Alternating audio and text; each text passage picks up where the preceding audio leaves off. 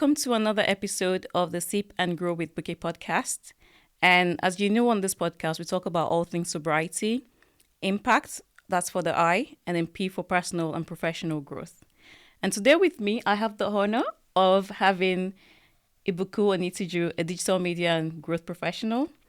And I'm going to be asking him some questions, about what he does, about the impacts he's made or he continues to make in the industry. And I think the one thing we have in common, I was saying earlier, is the hospitality industry, because I know he's had experience working with Nestle in Africa. And at the moment, obviously, he's based in the UK and he's working here within the hospitality industry. So, Mr. Ibukun Onitiju, thank you so much for coming.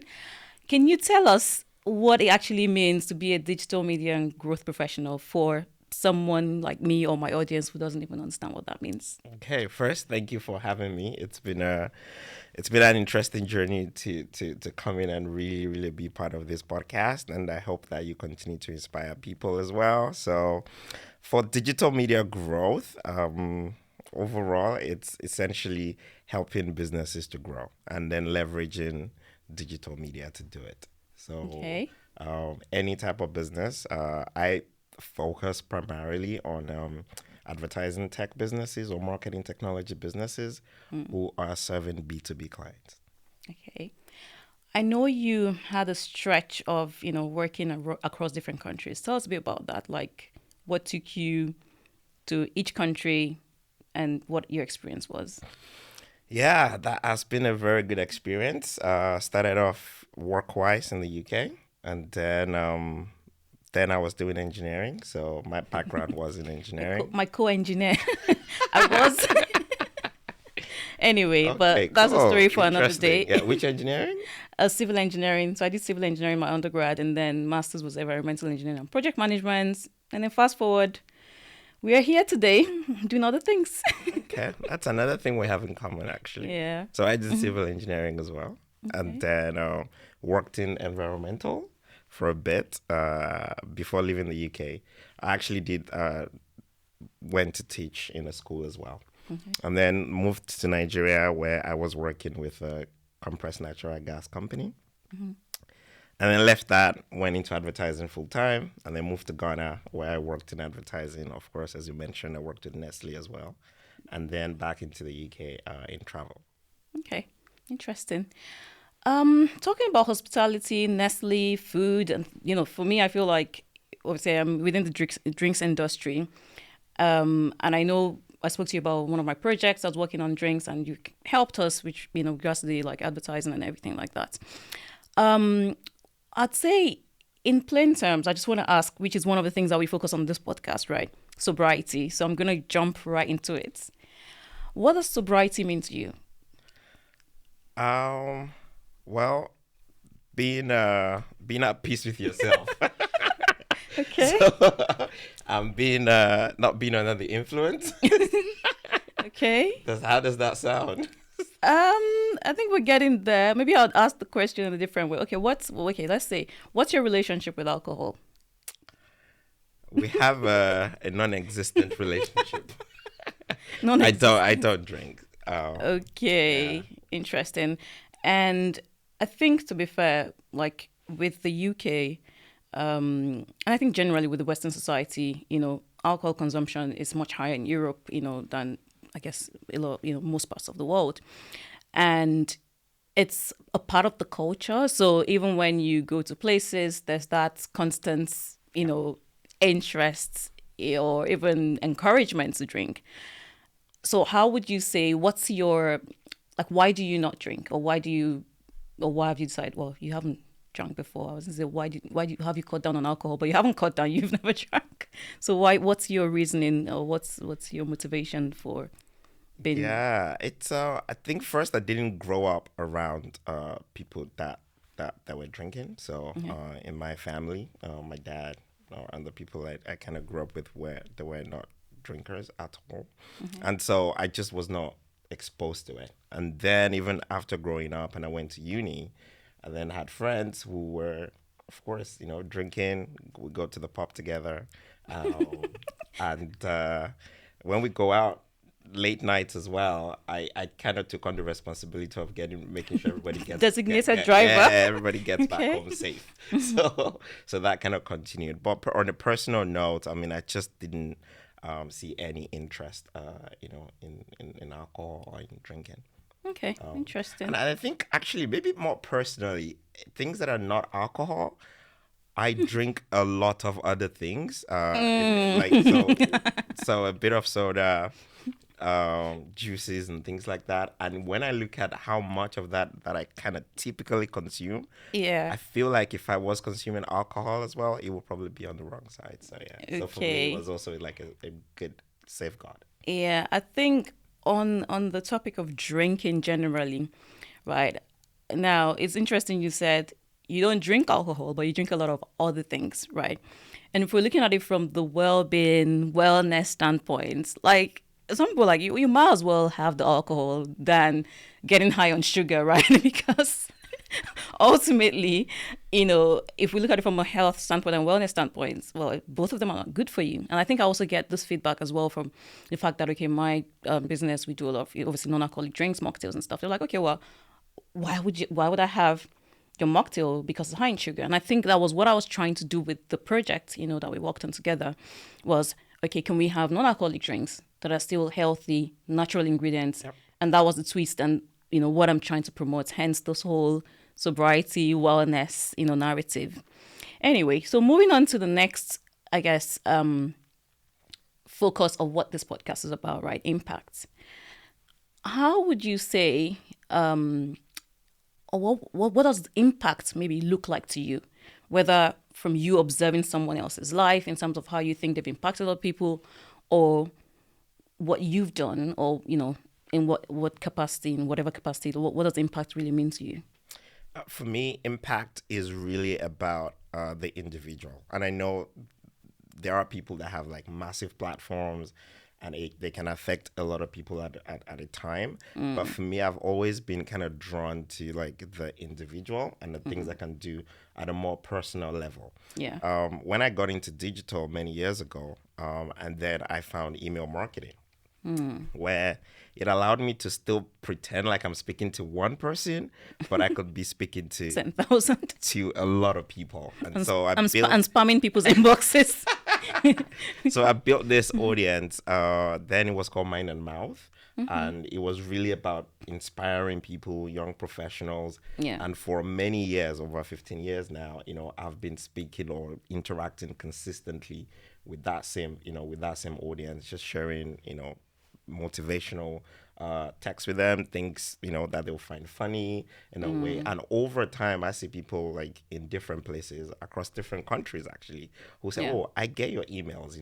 I read your emails," and they share like stories I've told many years ago with them.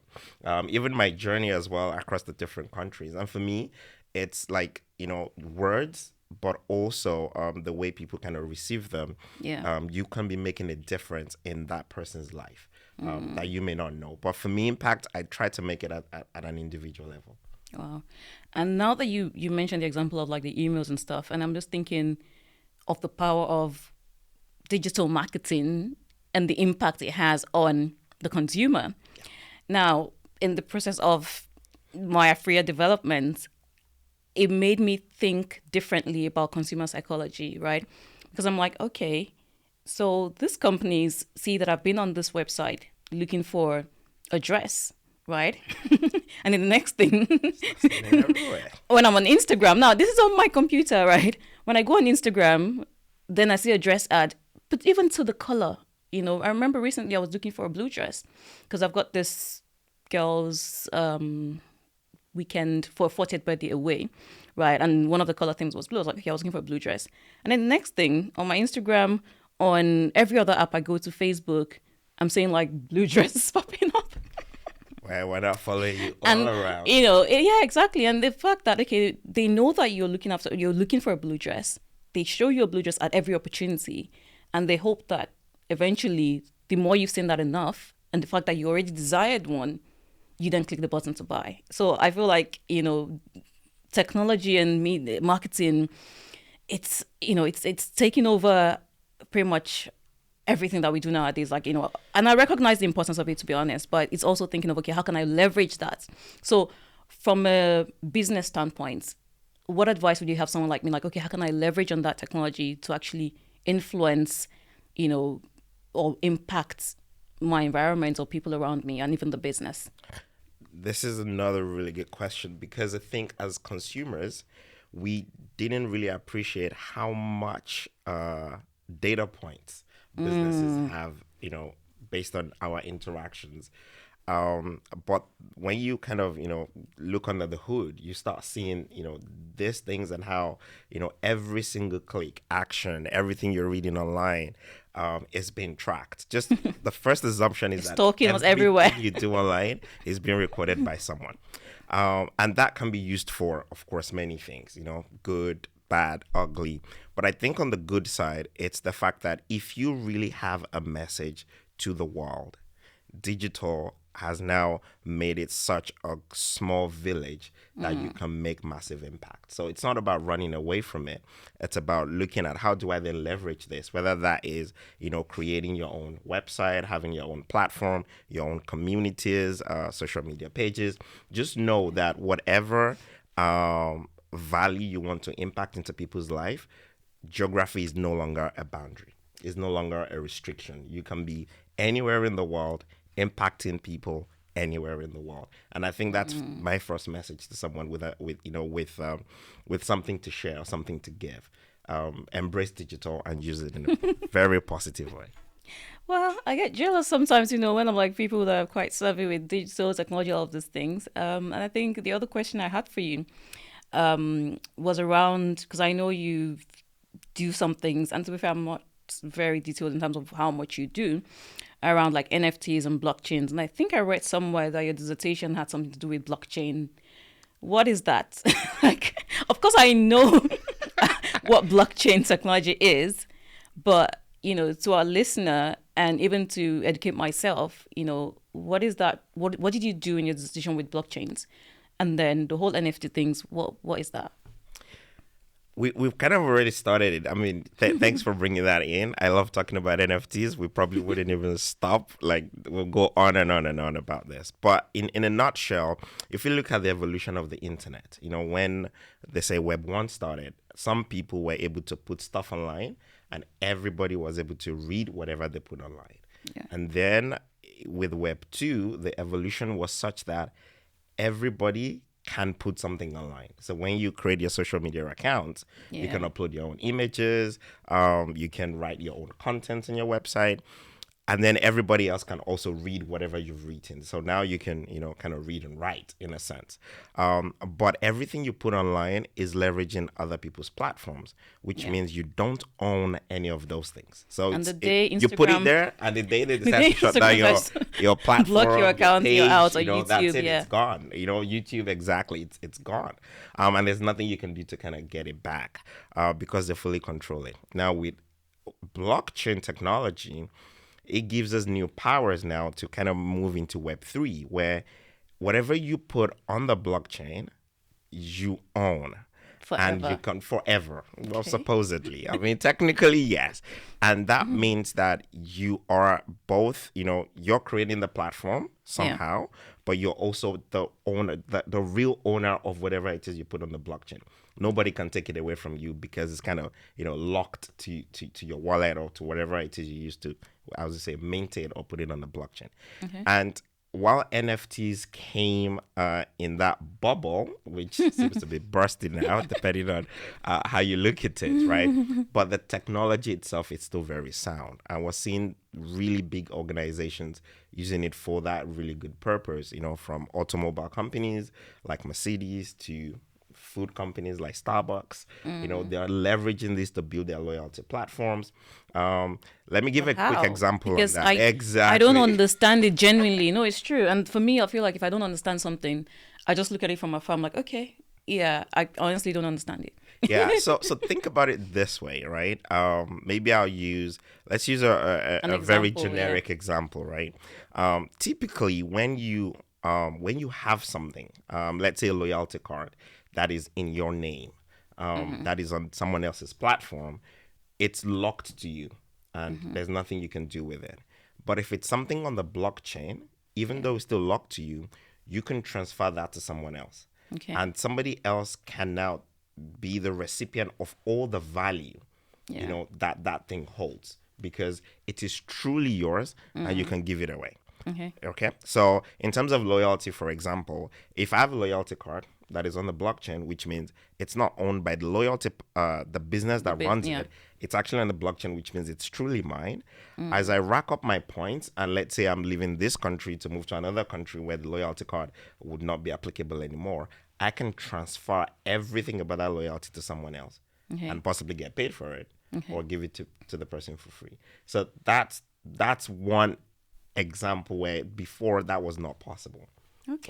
But now all of those things are possible. Interesting. Yeah. I'll pretend like I fully understand you, but let's move on. And I didn't want to get into people that are selling pictures of apes and stuff. I'll pretend I fully understand it, but I think the consistent theme I'd say about your journey and your experience is you've somehow, if we look at it like, coming from engineering and then you went into marketing and, you've sort of invested in learning about blockchain and all of these things. The consistent theme around all of that is growth. And that's one thing that, for me, I'm always interested in, because I'm like, okay, even biblically, it says be fruitful and multiply. So I feel like it's a command. Like if you're not even growing in one way or another, like you need to check yourself, right? So I think my question to you is, how have you been able to commit consistently to learning and growing and evolving over these years in your career and, other things that you do? How have you been able to, grow? Wow, okay. That's a really, wow, okay. I think first is I learned very quickly, and I wrote a book about this called Passionless, right? That Passionless. Passionless. Okay, yes, yeah, passionless. You don't even have any passion, just well, learn. that's not what it means, but the premise is that from the advice where people say, follow your passion. What if you don't have one? And and I genuinely believe that follow your passion to achieve career success is a wrong advice. Actually, it's bad advice. So and that's because I think growing up I felt like I could do many things, and it was always hard to kind of pick one Which thing. one? Yeah, which one to do. And then after I finished university and I started my first job, and I was really trying to figure out, what am I really truly passionate about? What I realized was it wasn't working. I just knew what I was good at, and what I was good at was enough to kind of make way for me. But at the same time, I saw many people, and then I went into career coaching, and I was speaking to a lot of professionals where they were always upset, tired, frustrated about work and things like that. But for some reason, they really wanted to follow their passion. And then when I engaged them, I realized 3 things about their passion. Number one, they're not very good at it.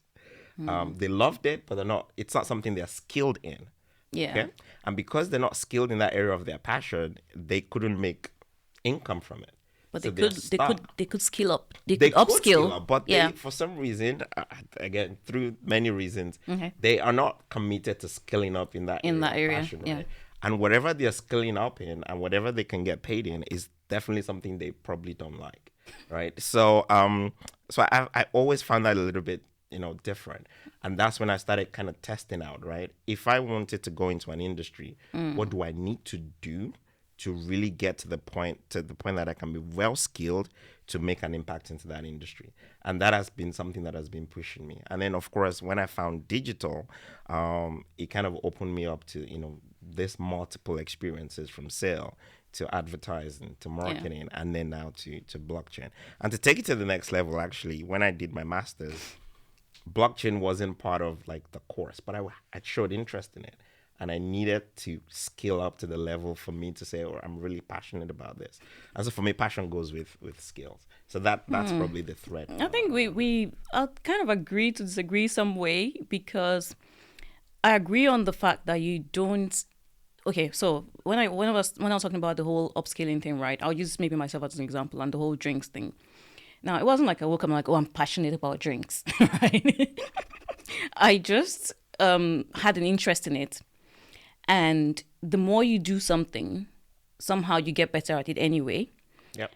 And so sometimes people ask me, oh, have you done any professional training? Have you done courses and things? Oh, a lot of times I'm like, no, I've just learned my way out of this and I'm winging it, right? No, but that's the honest truth. Like, some people don't believe that, right? And along the way, because I felt like I needed like some validation for this, I wouldn't say it's a passion per se, right? But I know that I had interest around hospitality. Now, my mom had the background in catering and hotel management. Okay. So around the family growing up, there was always that thing around food, drinks, whatever it was. Now, my younger sister, I felt like she took the baking part of my mom, right? So she bakes. My older sister does a bit of baking and like events and things like that. And I'm like, okay, I can't do the food. I'm like, I'm too lazy to be a caterer. So I thought, okay, which one is easiest? And then I was like, actually, I like making drinks. And if you were to come visit me or whatever, I was more likely to make you a drink than pour you Coke out of the, straight out of the can. And somehow it was people that started saying, Booqii, but you should do this. Oh, but you did this person's maybe mini birthday or baby shower. You should do this as a business. On the first event we ever did was a friend that was getting married. And she gave us, I went to speak to her, I was like, okay, you're getting married. Okay, well, how about we serve drinks at your event and we see how, and that was how, the business started. So it wasn't like I had this skill. It was just an interest. And I was like, okay, let's push this. And then, of course, fast forward, I've then had opportunities even more recently for a female bartending scholarship, to then learn more in that area. Yep. So would I say I'm passionate about it now? I'd say yes. But I don't think it was the passion at the very... So maybe it kind of agrees... I think you should cultivate. And that's kind the of point. agrees I don't to think your you should point. Find your passion. I think it's too much of a task. Like, as you get older, you realize that people have been trying to find their passion. And they never find it. And then... very long time. I think it's a waste of time, energy, resource. Don't try to find something that is kind of not missing.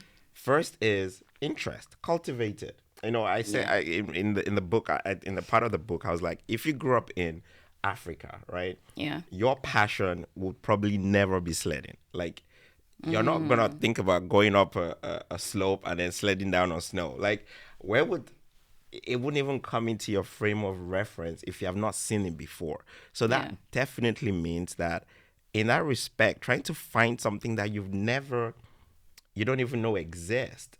It's not going to happen. So first is, if you have an interest in something, cultivate that interest. Now, cultivating it you don't have to burden it with generating income. Because again, people don't pay for passion. They pay for value. Yeah. So if you want income, there are other ways to do that. What does the market need? What am I good at? What are they willing to pay for? If I find what is in those three areas, I don't have to be passionate about it, but I can definitely make money from it or add value to other people from it, and they can pay me in return. That's on the wayside. Whatever you're passionate about, just enjoy it. And if in the process of enjoying it, you skill up to the point where someone is willing to pay you to then continue doing it, oh, great. That's a sweet spot. That we all hope we can. I agree. I think what the point you mentioned around enjoying it, I think it's key, because in anything you do, and this is questions I've asked people, like even at my workplace, right? And if you feel very miserable about doing it, it's not a good place to be, even if it's So I think, and this will probably lead me on to my next question around maybe wellness, right? Because if you're doing something just because you want to make money, now, of course, a lot of people have jobs where they don't particularly enjoy it, but they're not miserable, right? And sometimes even if you enjoy the job, if the environment is not enabling, if it's toxic, or, I've had experiences in my career where I've loved the job, I've loved the firm, but at some point someone comes in, or someone, and you're like, you know what, I need to be out of this job like yesterday, right? And then the person leaves, and then you're like, okay, it feels like a much better atmosphere. I'd say, around wellness, what are the things that you do to, I guess, to invest or improve your wellness overall, whether physical, mental? What are the, I guess, tips or whatever you can give to our listeners? I'm not sure if it's about tips because well, okay, maybe your life experiences or things have helped you stay. Yeah, for sure. I mean, journaling is stay sane up until this point. Journaling has been a key part of it for me for many years, and also because of my personal experiences where things were not, when I was younger, going as I would want them to go. And it was just really, really tough. So journaling was like, a safe space or a safe place for me. And then at some point I kind of just stopped, and then I kind of went back into happened. It. Yeah, of course. I kind of went back into it. So for me, it's been one main way for me to kind of, keep sane. The other is my faith. I am a Christian, and I definitely know that, whatever may be happening, out there in the world on a day-to-day basis, my faith has been a really, really strong pillar to also, help me just maintain the calm in the midst of I agree, because and this is not to, I'll say, with the faith thing, right? I remember just, it wasn't that long ago anyway, we were hosting some of our neighbors, and my mom was around. So, and of course, our neighbors are of different faith, and one of the other families doesn't actually believe in God, in plain terms, right? And my mom, being the typical Nigerian mom, was going on and on about, and we have a good relationship with our neighbors. Like, honestly, I feel like I have the best neighbors I've ever had. No, honestly, like, ever. Wow. My current neighbors. And my mom got into this whole faith argument, this, that, and all of that.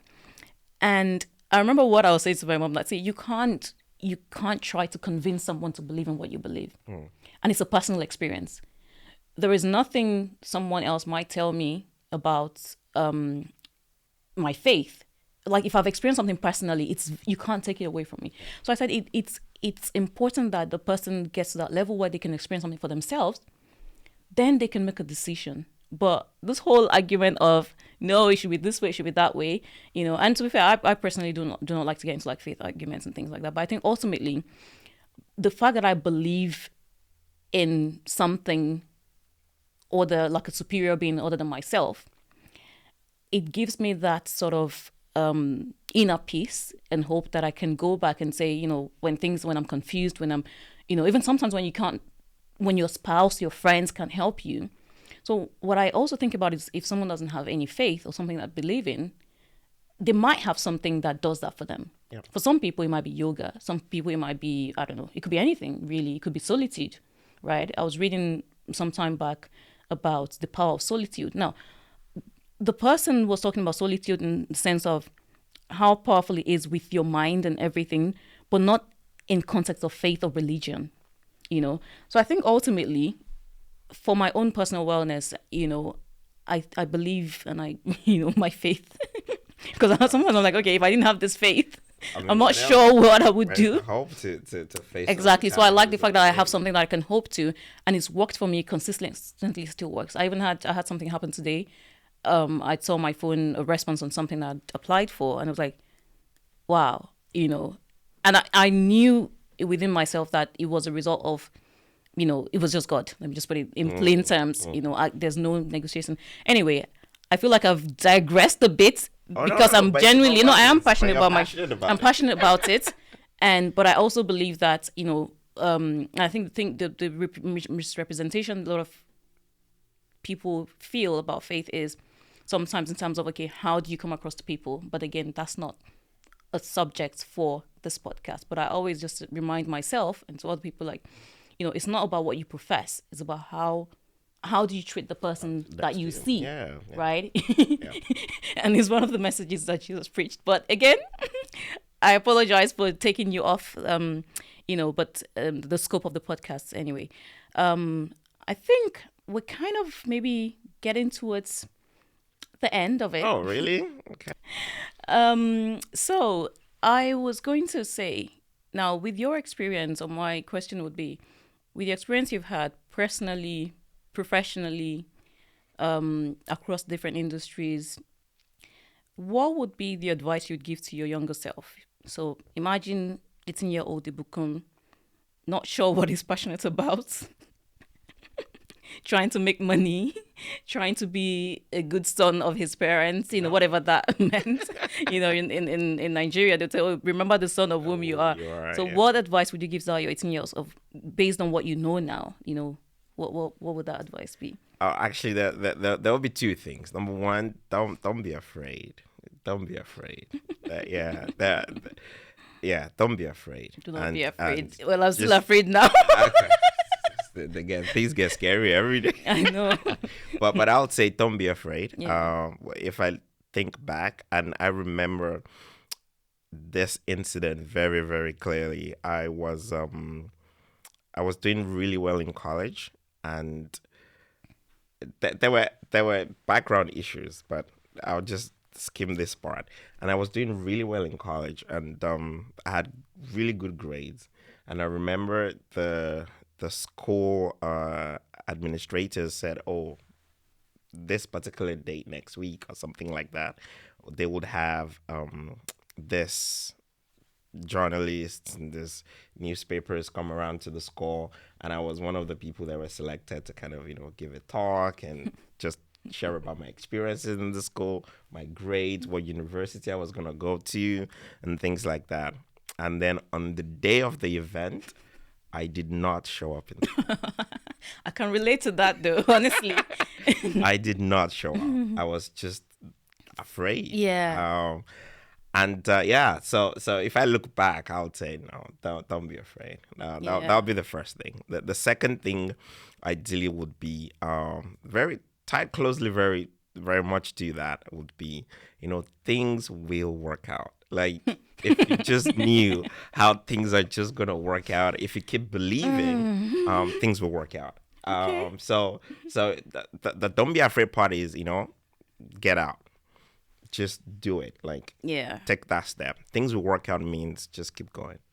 Keep going. Because things will work out. Thank you for that advice. I think the don't be afraid part, I think it's funny enough. It's and I remember this very clearly because this is a situation at work, right? I attended like a MD roundtable, so you'd have one of these senior people come talk to you, and like peers and stuff.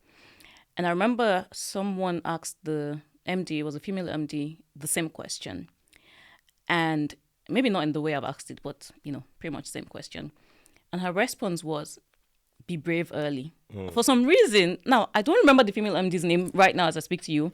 Wow. I don't remember, but I remember when she said be brave early, and she gave a few examples around very early on in her career, she had to make some seemingly even stupid decisions that people were thinking, why would you do that, right? But the fact that when you're young, when you're like 18, whatever, 21, whatever that young means to you, you can make those decisions. Now, I'm not saying go out there and do things that you don't think about before doing them, no. But for me, and even for her that day, it was like, okay, because if you don't if you're too afraid, right? If you're not brave and you don't make those jumps, then fast forward 10 years later, 20 years later, you're like, oh, you wish you had done it. So I think for me right now, what I remind myself is I would rather try and fail than not try. Because you wouldn't know what would happen if you don't try. And to be fair, even till this day, yesterday I know I was speaking to you, I was like, I don't think I wanted to record this podcast.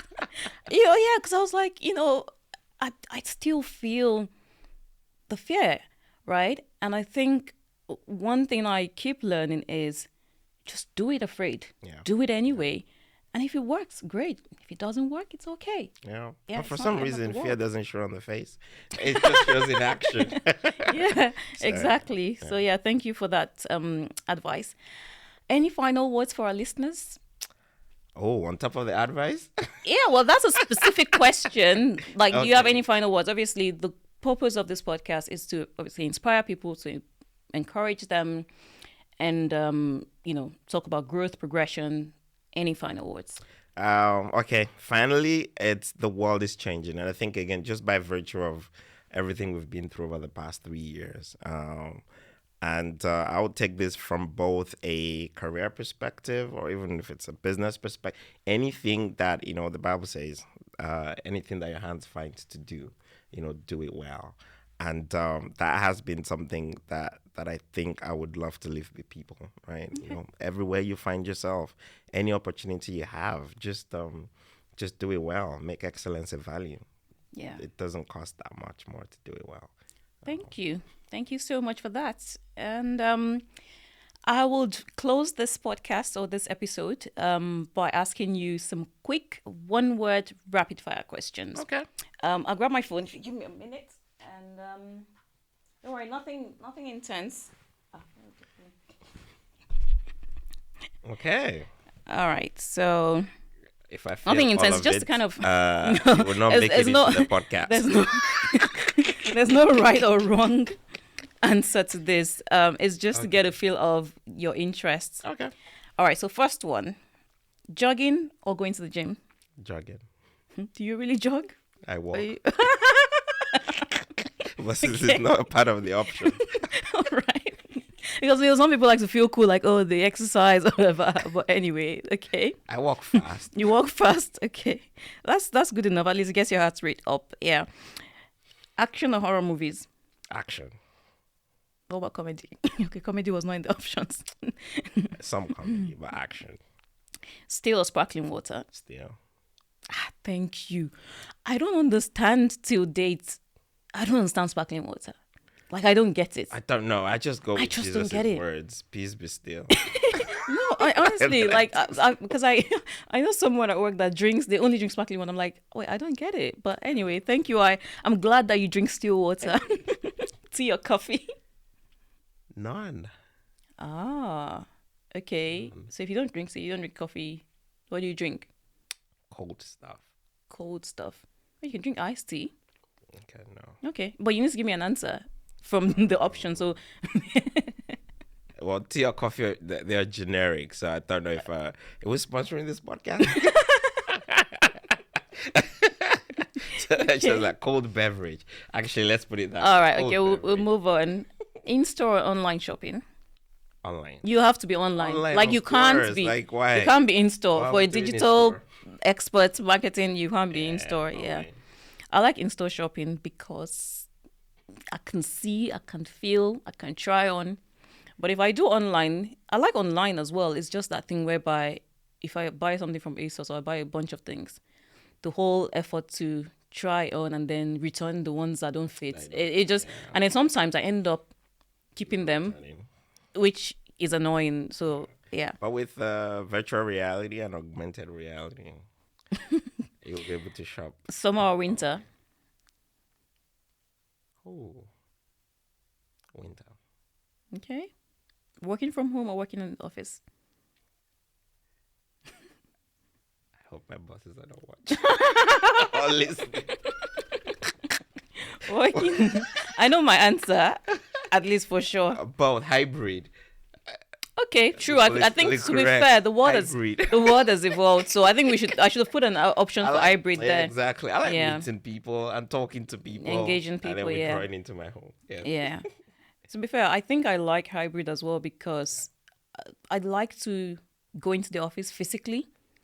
The only thing I don't like about my going to the office is my commute and the cost. Yeah, the commute. My for sure. commute cost is like off the roof, but story for another day. Audiobook or hard copy? Audiobook. I would have thought someone who likes learning, I would have thought you would be a hard copy person. Actually, the other option that is not there is ebooks. Okay. Yes. So I'm You're more ebook. ebooks. Yeah, and then Okay. ebooks, audiobook, and then hard copy. Yeah. I think my love for audiobook was just out of laziness. Like, when I start a normal book, I find it hard to finish. Okay. But with the audiobook, I can listen to it over and over again, and Still somehow the stay. key bits will still stick. Yeah. Okay. Vacation or staycation? Vacation. Hmm. Yes. Okay. Sweet or savory? Vacation will then go and stay there. No unnecessary adventures. Oh, you just be stuck in the hotel room. What's the point? You might as well stay. And to be fair, I think I like, I think my husband is a bit like you would rather just chill, not, yeah. But anyway, I'm like, if you're already here, we might as well just let's blow. Yeah, actually, maybe I personally don't mind the Yeah. going out, but then I have other people with me that would Okay. rather stay in the house, so I stay in the house. And sweet or savory? Sweet. Okay, interesting. Thank you. So that is the end of our rapid questions, and thank you once again for coming on this podcast, and thank you for all your support through the way and all the journey, and look forward to doing more great things to come. Thank you so much for having me. It's been fun. It's been a pleasure, and I learned a lot too. So Thank you. thank you.